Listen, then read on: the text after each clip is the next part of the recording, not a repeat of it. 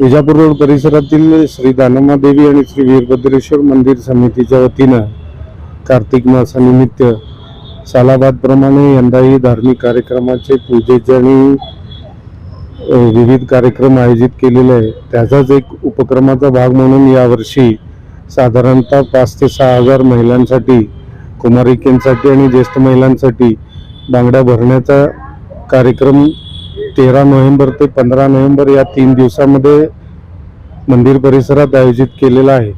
त्यानिमित्त सोलापूर शहरातील तमाम दानमादेवी आणि वीरभद्रेश्वर भक्तगणांना या कार्यक्रमात सहभागी होऊन हा उपक्रम यशस्वी करण्यासाठी सहकार्य करावे असे आवाहन या पत्रकार परिषदेतून आम्ही करण्यासाठी इथे आलेलो आहोत।